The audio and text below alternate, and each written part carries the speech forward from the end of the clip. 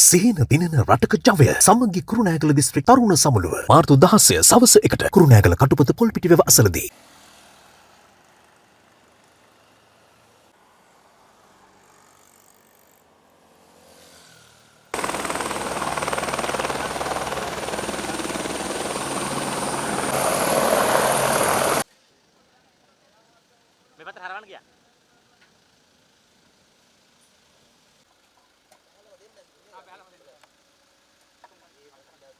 ජාත්‍යන්තර මූල්‍ය අරමුදලේ කණ්ඩායම සමග අද අපි ජාතික ජනබලවේගයේ හැටියට සාකච්ඡාවක් පැවැත්තුවා.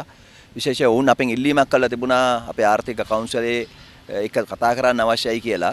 ඒකදී අපි මූලික වශයෙන් මතු කරපු කාරණා කිහිපයක් තියෙනවා. එකක් ප්‍රධාන වශයෙන්ම මේ දූෂිත පාලනයත් එක්ක ජනතාවගේ ජනවරමක් නැති ආණ්ඩුවක් එක්ක කටයුතු කිරීම පිළිබඳව සහ ඒ කටයුතු කරලා කොච්චර දුරට මේ ආර්ථික අර්බුදය විසඳන්න පුළුවන්ද කියන ප්‍රශ්නේ. ඉතින් අපේ පැත්තෙන් අපි උදාහරණ හැටියට පෙන්වලා දුන්න කාරණා තියෙනවා. විශේෂයෙන්ම දැන් ආසන්නම දේ තමයි පාර්ලිමේන්තුව සතු මූල්‍ය පාලන බලය ක්‍රියාත්මක කරන්න කෝප් කමිටුවේ සභාපති හැටියට රෝහිත අබේගුණවර්ධන වැනි කෙනෙක් පත් කරගෙන ආණ්ඩුව පෙන්වන ආදර්ශය මොකක්ද කියන එක පිළිබඳව.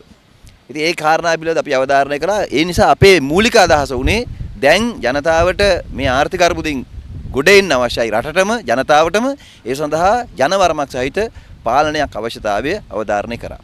ඊළඟට ඔවුන්ගේ පැත්තෙන් මතු කරගත්ත අපි උත්සාහ කරේ තමයි මේ ණය ප්‍රතිව්‍යුහකරණය පිළිබඳව දැන් වර්තමාන තත්ත්වය මොකක්ද කියලා. ඉතින් ඇත්තටම ණය ප්‍රතිව්‍යුහකරණය පිළිබඳව වර්තමාන තත්ත්වය කියන්න තරම් ලිඛිත ලේඛනයක් සහ අවසානාත්මක දත්ත තොරතුරු ඔවුන්ට තිබුණේ නැහැ. ඉතින් ඒක පිළිබඳව ඔවුන් ආණ්ඩුවෙන් ඒ ගැන අහන්න කියන අදහස තමයි අපිට ඉදිරිපත් උනේ. ඒක එක කාරණාවක්.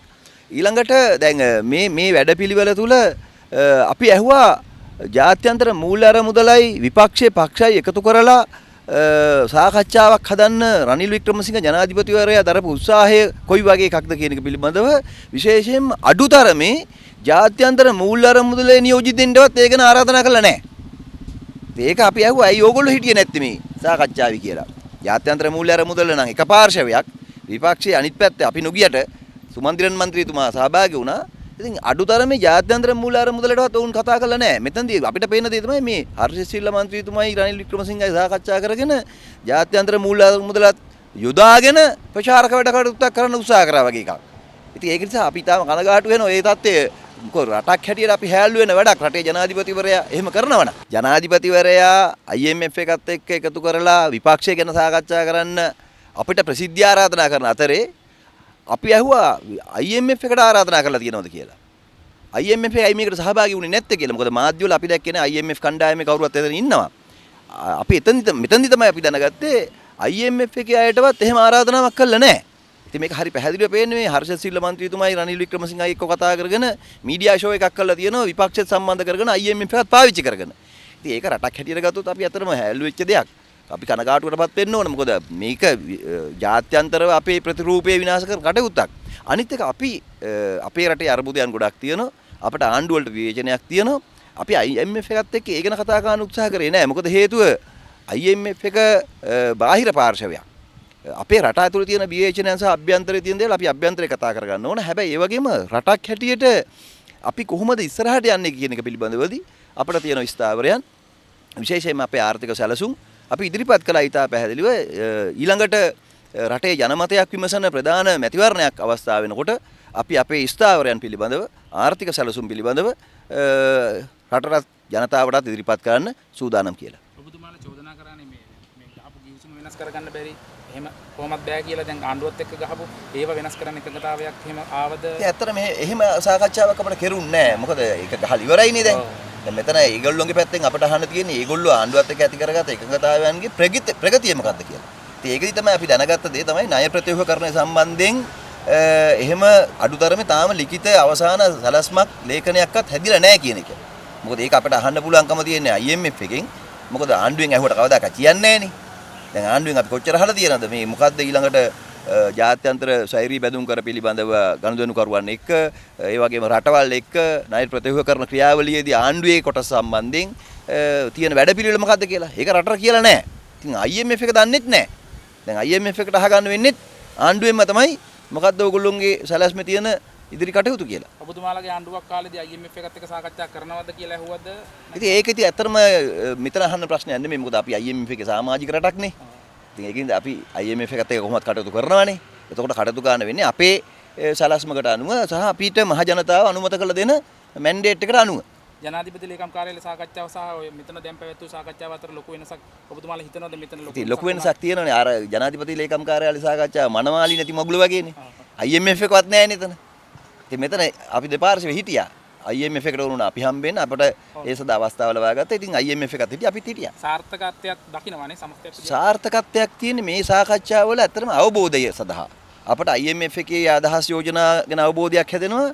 IMF එකට ජාතික ජනබලවේගයේ ස්ථාවරයන් සහ අදහස් පිළිබඳ අවබෝධයක් හැදෙනවා. මෙවැනි සාකච්ඡාවල වැදගත්කම තියෙන්නේ අර නොගැලපීම් ගැන වුණත් අදහසක් හදාගන්න පුළුවන් අපිට. මොකද අපි තා පැහැදිලිව මීට කලින් සාකච්ඡාවේදී කිව්වා ඔබලාගේ ප්‍රතිපත්ති සහ වැඩපිළිවෙල එක අපේ වෙනස්කම් තියෙනවා. හැබැයි එකඟ නොවීමට එකඟ වීම agree to disagree කියන පදනමින් අපට වෙනස්කම් පිළිබඳ සාකච්ඡා කරන්න පුළුවන්. ඒකත් ප්‍රජාතන්ත්‍රවාදී හොඳ ගති ලක්ෂණයක්නේ. ඉතින් අපට අනික මේ රටටවත් අපේ සම්බන්ධයෙන් හංගන්න දෙයක් නැහැ. ඒගොල්ලන්ටත් අපිට හංගන්න දෙයක් නැහැ. අපි හරි විවෘතයි. මොකද අපේ රට මෙච්චරට වැටුනේම මේ නාස්තිය දූෂණය හොරකම වංචාවට පාර හැදුනේම මේ ට්‍රාන්ස්පරන්සි එක විනිවිදභාවයක් නැති නිසානේ. අපි වුන්ට කිව්වෙත් ඒකයි. අපේ රටේ ආර්ථික අර්බුදයක් තියෙනවා. ආර්ථික අර්බුදයට අපට ආයෝජකයෙක් අවශ්‍යයි. හැබැයි ආයෝජකයෝ අපේ රටට එන්නේ නැත්තේ ඇයි? මේ තියෙන දූෂිත ක්‍රමේ නිසා. මේ දූෂිත ක්‍රමේ වෙනස් කරන්න නැතුව මේ රට හදන්න බෑ කියන එක ඉතින් අපි දැඩිව උන්ට අවධාරණය කළා. ඒක වුණුත් පිළිගන්නවා එක රැයකින් කරන්න බෑ කියලා. අපිත් පිළිගන්නවා එක රැයකින් කරන්න බෑ කියලා. හැබැයි දේශපාලන නායකත්වයේ විශාල කැපකිරීමක් ඒකට අවශ්‍යයි. දැන් අද මේ නාස්තිය දූෂණය පිළිබඳ ඔවුන් මොනතරම් ලේඛන හැදුවත් පාර්ලිමේන්තුවේ අනපනත් සම්මත කරත් දැන් IMF එකේ රෙකමෙන්ඩේෂන් අනුවම තියෙනුනේ නාස්තිය දූෂණය වළක්වන්න වංචා දූෂණ පිළිබඳ පනත් හදලා. හැබැයි ඒවා භාවිතාවෙන් ක්‍රියාවට නැගෙන්නේ නැති ප්‍රශ්නේ තියෙන්නේ. ඉතින් ඒක අපි උදාහරණ හදුව පෙන්නලා දුන්නා. හොරකම නවත්තන්න නැතුව රට හදන්න බෑ. හැබැයි හොරකම නවත්තන්න මේ ආණ්ඩුව වලින් භාවිතාවක් නැහැ. දැන් කෝප් කමිටුව වගේ එකක් හැල්ලු කරන්න සභාපතිවරයා හැටියට රෝහිත අබේගුණවර්ධන පත් කරන්නේ ඇයි කියන ප්‍රශ්නේදී එන්නේ ඒක. ඒක අපි හිතන්නේ මේ කොමිටුවේ බහුතරයේ දෙනාගේ කැමැත්තේ ප්‍රතිඵලයක් විතරක් කියලා. ඒක දේශපාලන තීරණයක්. ඉතින් එවැනි දේශපාලන තීරණ විසින් සිද්ධ කරන්නේ good governance කියන එක පැත්තේ. යහපාලන පැවැත්ම පිළිබඳව යහපාලන ආණ්ඩුකරණය පිළිබඳව නරකම ආදර්ශයක් ලෝකෙටම දෙන එක. ඉතින් ඒක අපි IMF එකත් එක්කත් කිව්වා. ඉතින් අපි රටත් කිව්ව දේ තමයි IMF එකට කියලා තියෙන්නේ. රටට නොකියපු දෙයක් IMF එකට කියන්න අපිට උවමනාවක් නැහැ. ඒ නිසා IMF එකට කියපු දේම තමයි අපි රටට කියන්නේ. රටට කියපු දේම තමයි IMF එකට කියන්නේ. We had very constructive and very good discussion and I would say an engagement with the IMF mission and their representatives here. It was a good opportunity for both parties to understand each other more closely, particularly in relation to the policy alignments, because there's a lot of fear-mongering that has been created out there relating to the NPP engagement, particularly in light of the gaining of popularity among the people as a team and a leadership that can deliver something without corruption. So our engagement predominantly centered around the progress of implementation of governance and reform frameworks in Sri Lanka that has been suggested and recommended by the IMF team. Also we highlighted and discussed certain concerns relating to even in the presence of IMF program. The way how the conduct of present government relating to appointment of the COPE chairman that has raised a lot of questions among the public, because it is not about a statement and filling a position, but it is about demonstrating by action what is the right thing to do. Further, we discussed relating to the progress matter on ISB outstandings and ISB bonds, and the presumption and the understanding that we got based on the information discussed was there has been no concrete or conclusive agreement at the moment, and the discussions are ongoing. So even IMF as well as ourselves, we are willing to see progress on those matters, but not as factors as influencing the elections that are yet to be announced. We discussed those areas, and further particularly the meeting that was organized recently with the government and the IMF, we got to know even IMF has not been invited to the discussion table, even though it was promoted as a IMF discussion. So in the eyes of international public, international community, in a way we are earning a bad reputation that the highest level of the country is bringing IMF into an equation where they have not been even called for the discussion.